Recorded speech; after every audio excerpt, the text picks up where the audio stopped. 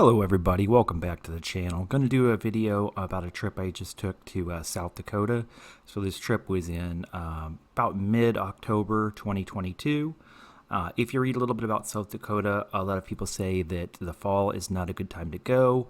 I actually disagree with that because although it was super windy some days, which made it a little bit cold, the weather overall was not bad. And there seemed to be a lot less tourists than what I've read about being in the summer conditions. Plus, summer, I think it's pretty warm there. So for all those reasons, I felt fall was a pretty good time to go. I'm mostly going to be covering wildlife on this video, but I'll also cover some scenery as you're seeing here. The first thing we're going to talk about is the Badlands. It has really good scenery. It's kind of like, it's got some grasslands. It's got almost like desert-like conditions. It's got canyons and mountains. I thought it was very scenic. Wildlife in the park is very good. I started seeing wildlife before we were actually in the park itself. I stayed in Wall, South Dakota, which is just a short drive from the park boundary. And they have a number of budget accommodations there. So Wall, South Dakota worked out really well. If you're thinking about taking a trip there, it's a place I would look into. From there, this is a short drive down. I think it's called 240 or the Loop Road, if I remember right. And as I got near the park sign, there's a prairie dog town that's on the right and the left. And the first thing I encountered in that area is antelope. On subsequent days, I continued to see antelope there, so I believe they hang out there in that area on a regular basis, and that's a good place to see them up close. Also in that same area, I was seeing buffalo at times. Buffalo, if they weren't seen there, were usually seen on Sage Rim Road, which is the first right-hand turn gravel road if you're coming in from the Wall side. And also on Conta Basin Road, I saw some buffalo there at times.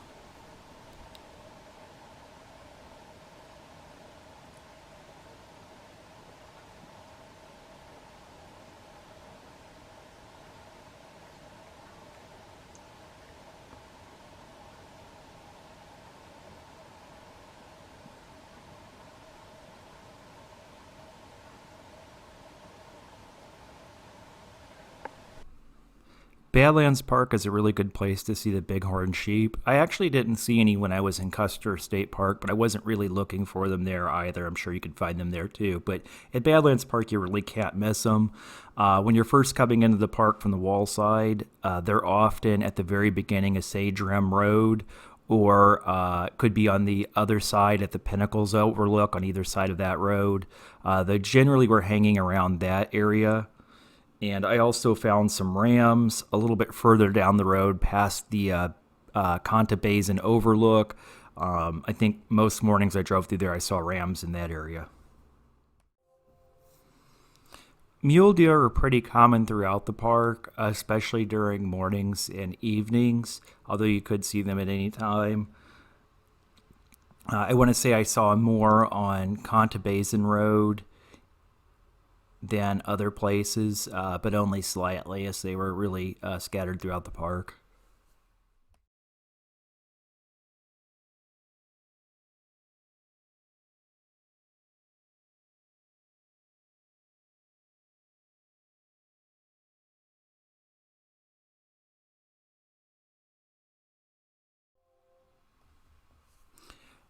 Rabbits were living underneath some of the boardwalks that people walk on, as well as I saw quite a few at night along Conta Basin Road.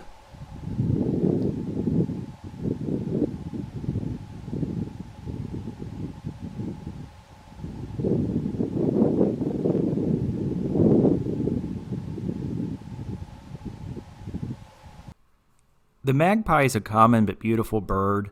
I saw a lot of them around the visitor center and the restaurant at Badlands Park. There was also quite a few in Custer State Park just scattered throughout the Wildlife Loop Road.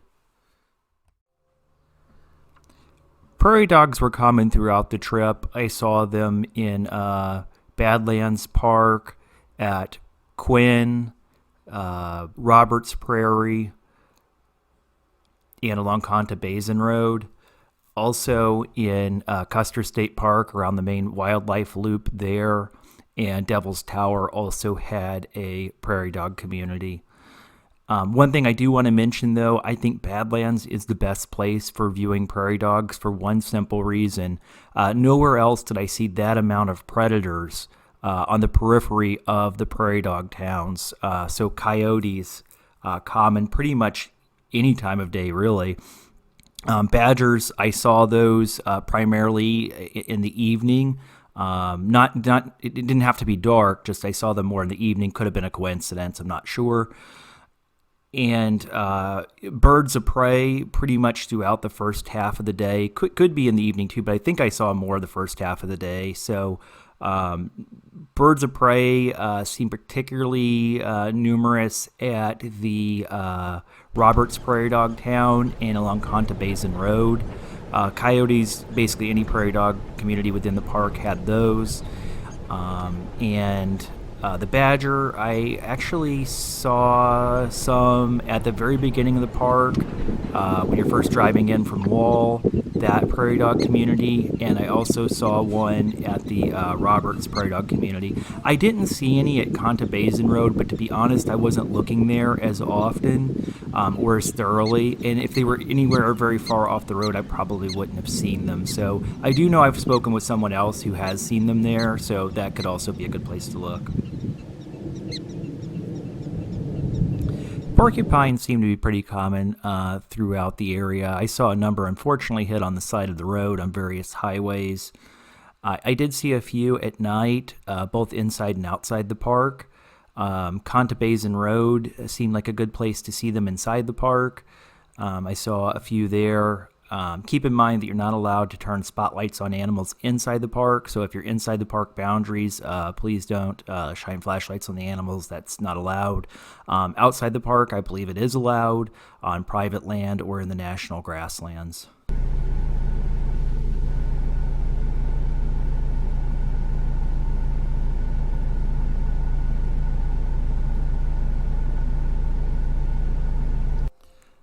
Okay, switching over to talk more about Custer State Park. It has the Wildlife Loop Road, the Needles Highway, Iron Mountain Road. Some of those actually range outside the park, but those are all things that are well worth doing inside the park. Along the Wildlife Loop Road, a lot of the same wildlife we saw before, so I'm not going to show a whole nother set of photos because basically it's going to be the same. The pronghorn are not as common, but they're still there. You'll still see them along the sides of the road.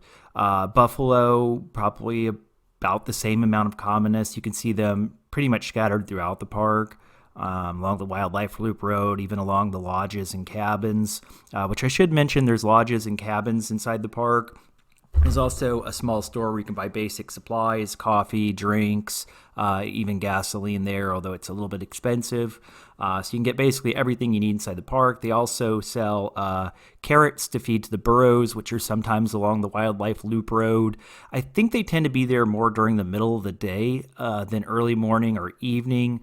The times I saw them was kind of during the middle of the day, so maybe that's a good time to look for them. Whereas the other wildlife is best seen probably in the morning or more towards the evening. There is, as I mentioned earlier, a prairie dog community in the area, but it doesn't seem to attract the same number of predators as the ones in the Badlands, so I wouldn't recommend spending as much time there. The Wildlife Loop Road is also a good place to look for the sharp-tailed grouse. There's rabbits along the road. Sharp-tailed grouse was pretty common there. I saw a number of those. I did see them in the Badlands also in the Quinn Road area, but I saw many more in Custer State Park.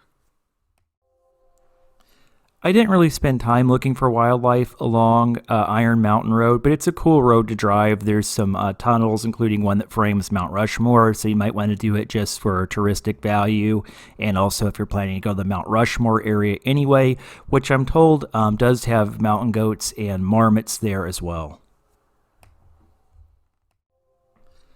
The next place I'm going to talk about that heads through Custer State Park is one I highly recommend you do called the Needles Highway. I think the most interesting rock structures we saw on the trip were in this area. They have these sort of, I guess they call them like spires that come up out of the ground, and just really cool rock structures and tunnels. So I highly recommend doing it for the landscape scenery alone. But beyond that, it seems like a really good place to see mountain goats. Every time I went up the road, I saw mountain goats either as I got up into the higher elevations, I was seeing them just up along the cliffs. I also saw one along the Cathedral Spires Trail, which takes you to some neat spires also. Just look around anywhere in that area and you may see them. I've also been told that you can find marmots at Mount Coolidge and possibly even around the lake at the end of the Needles Highway Road. I think it's called Lake Sylvan or something like that. It's a pretty lake anyway, even if you don't see them. I didn't see any marmots there in my time. They may have already been spending more time underground by October, I'm not sure, or perhaps I just didn't look hard enough. I did see lots of chipmunks, deer, and most importantly, the mountain goats in that area. Seemed pretty easy to come by. I also saw a black woodpecker if you're into birds at all. All right, the next place I'm going to cover I highly recommend, which is the Spearfish Scenic Byway. This goes past 3 waterfalls. I'll show you in order. The first one's going to be Roughlock Falls, then Spearfish Falls, which is sort of higher up and falls down further, and the third one you can see basically from the roadside, which is Bridal Veil Falls.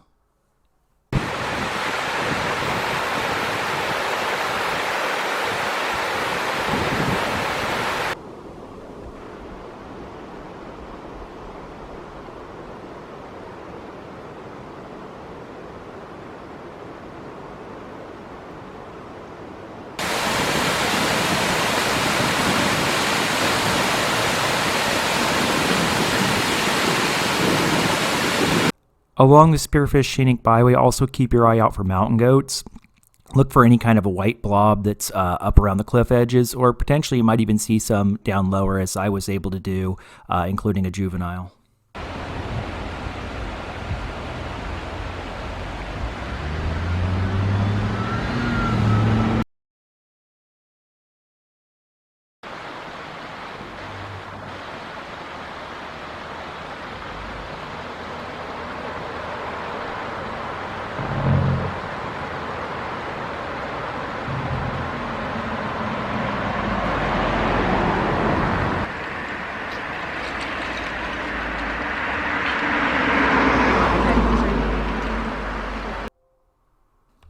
If you're coming from the Custer area near the end of the Scenic Byway, you're going to come to the DC Fish Hatchery. I actually do recommend to stop here. You can buy fish feed there to feed the 3 types of trout they raise, as well as there's a number of ducks, including wood ducks, that will compete for the food with the fish. So in retrospect, we saw an amazing amount of animals. I was really happy with the quantity of animals as well as the quality of animals we saw on our trip to South Dakota. Would highly recommend it. I'll leave you with a couple of shots of Crazy Horse Monument, Horse Thief Lake, and finally, just over the border in Wyoming, there's Devil's Tower, which is interesting to see how small the climbers are as they get near the top of that tower.